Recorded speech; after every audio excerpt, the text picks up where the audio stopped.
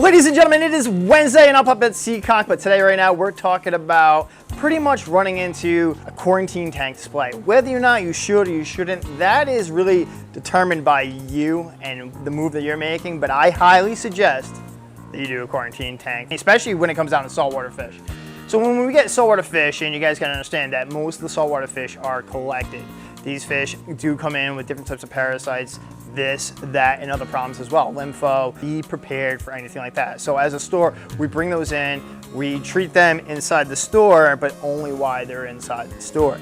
To really truly quarantine those fish, you technically, depending on who you're talking to, I strongly suggest 30 days or to even go longer. You'll see major public aquariums or zoos will actually go 90 days. That's up to you. For an overall 30 days is your best bet. That's where you're probably the magic number you're looking at, especially when it comes into certain fish species, right? I can already tell you right now when you're gonna run into issues. Most of your angels, you'll run into like lympho problems, especially the Caribbean species, and you won't usually see that until like almost 2 weeks after it's been brought in. You'll just run into the issues with powder browns, powder blues, hippo tanks, very certain species you see get it right away, and then from there, it's a magnet spreads throughout the tank. Now, the best defense against that is a stronger offense. I'm gonna highly suggest, and I know there's a lot of pros and cons when you're doing a lot of reading online and everything like this, a UV sterilizer inside your system. The ones that we use, the aqua ultraviolets, those worked out really well for us. You just gotta make sure you change that bulbs every 6 months, but what I love about them is they kill any free-floating parasites inside the water column. Now you're gonna hear cons about them killing excess bacteria, this or that. I'm telling you, the pros are way beat out the cons. I would highly suggest that that's just food for thought. So now, you got a quarantine tank, right? We're gonna start off, let's say if you're doing saltwater fish, we're gonna base this on saltwater fish for the sake of this video. I'm gonna say at least a 20 to a 40 gallon. If you go too small, 10 gallon, you're putting these bigger fish in that, they just don't do well, they stress out and they go from there. So if you're racing with a between a 20 or 40 gallon, what are you gonna do for a setup? Very easy cut, clean looking setup. Ready? Tank, bare bottom, PVC for the fish to hide. That is it. We don't want to do anything where a parasite could go into the sand bed, hide in the sand bed, eggs hatch, the whole 9 yards. So we want it very, very simple. Now, one of the things we do, we use these Chem Filters.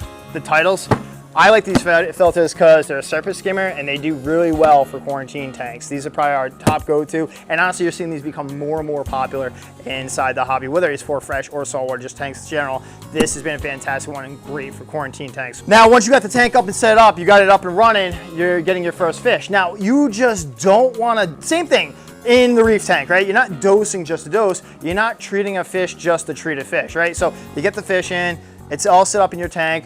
Let's talk about overall. So first thing we're gonna do is we're gonna go through and check the fish out in general, right? So you wanna make sure, even when you're buying a fish, this is something you wanna make sure. First thing, you check the eyes. Make sure those eyes are clear. You're gonna check the pectoral fins. Make sure there's no spotting. Everything looks really good. You wanna make sure the back fins, the tail fins, everything looks great, right? Body.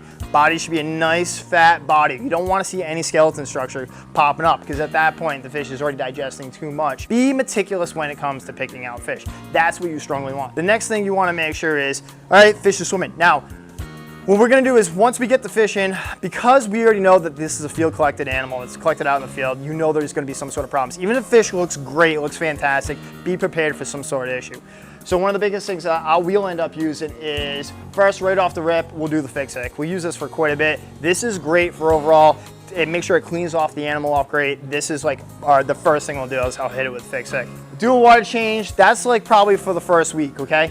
Get all that out of the water. While you're doing that, we'll do Parrot Cleanse.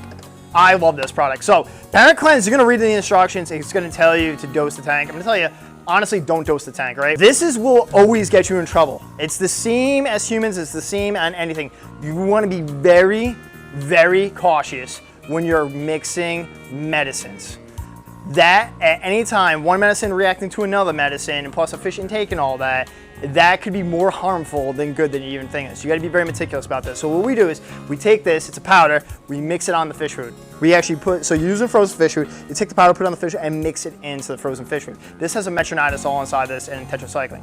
The fish eat that. So now we're going for it internally. So if there's any, because honestly, you're not gonna see the parasite right off the rip, right? So we're going for anything internally. So that's it. We base it on the food as that. We give about 2 weeks on that and see how it goes. Now you're at 2 weeks, you're probably gonna be okay. You'll probably find no issues, and then wait another 2 weeks and then that animal's ready for your display tank. But let's say you do have a problem, right? You're starting to see spotting coming on the fins, you're seeing the eyes turn color. You know you're headed for an issue. So same thing. So now you're using the Parrot Cleanse, okay? You've already used the Fix-Ic, but now let's go beyond. So now we're doing the water changes. You keep an eye on the tank. Let's remove a lot of that Fix-Ic out of there. Stay on top of the Parrot Cleanse, and then what I'm gonna have you move into is Copper Safe. This is where it's really good. Now, some coppers you gotta be very careful, because the reason being is you don't want to overdose copper, because you do not want copper poisoning on the fish. Yet again, that's another problem that you'll run into, is if you overdose the copper, you could wipe out the fish. So you got to be very careful on that as well. So make sure you guys follow the instructions. But this product right here is one I like because it's not as strong as some of the other products, but it works very well. We feel like it doesn't have as much lethalness to it, and I'll run that fish inside the tank. So the copper, the Parrot Cleanse. And then you're gonna be like, well, what else can I do? All right, honestly, there's only so much you can do. You're gonna keep wanting to do this, because I understand. You're doing your best to save this fish, but you can only do your best, okay? You can only do so much. We could get into freshwater dips if you want to get in that, and that's when you take a bucket of water. You gotta make sure you match pHs if you're doing freshwater dips. So if my pH is 8.2, you're gonna, same thing. You wanna make sure the fresh water is around that same temperature as well. And what we'll do is we'll take that animal, put it in there with a net, we'll literally time it anywhere from 3 to 4 minutes and put it back into the tank. That's only, honestly, if the fish is really being covered, we'll go to that extent. And that's also why you're doing a quarantine tank, because you'll never be able to do that at a display, so that you can put that back in. That's about it. You can do hyposalinity, but I do get nervous, I'm gonna tell you right now, when you're mixing hyposalinity with some of these other medications, because you're adding more stress. The object is to not add so much stress to the animal as possible. If you do hyposalinity and you're using to the extent that you're going to, I would not run any lower than 1.118, because at that point, if you go lower and fish can go down to 1.012, you'll be all right. But I'm telling you right now, you're going to run into issues. If you're doing that, you're gonna have pH drops. I'd rather see you not do that. I'd rather see you do the safest, the easiest way, and the less stressful on that fish. Give this about the whole period, about usually 30 days. Now, at 30 days, if the animal looks great, go for it. Put that animal in your display tank. But after that 30 days, if it doesn't look great, hold it in the display tank. You can always go longer. Don't ever stress about that. The only other thing you might run into is, now the animal's done full quarantine, you're gonna run into your tank, right? You're gonna mix that, say if you're doing a tang, okay? This is a great example. You're gonna do a tang, so say if you have a yellow, but you got a purple tang inside that comes, some of the zebra chroma species, you're gonna move that in there, that purple tang comes up and just starts wailing on your new fish. So this also is gonna cause a future problem, because now that stress level is going up way back. So make sure that quarantine's ready, just in case you have to put that out there. Your best bet is to put like a mirror up against the tank. Try to get him away from him, and using a mirror, that purple tang might be more focused on that, and give that fish some time. When the fish finally do get along, they'll be great. That dominant species has to decide they're gonna get along, and they will start again. And that alone will take a few weeks.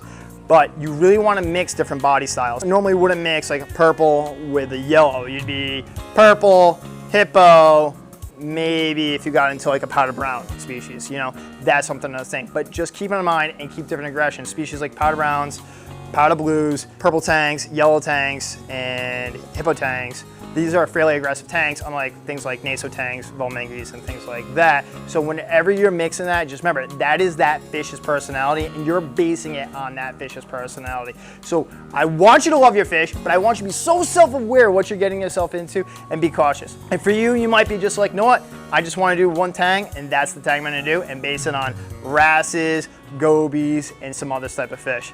Alrighty guys, that's it. Just want to give you guys a quick view on what you do when you get in your new saltwater friends.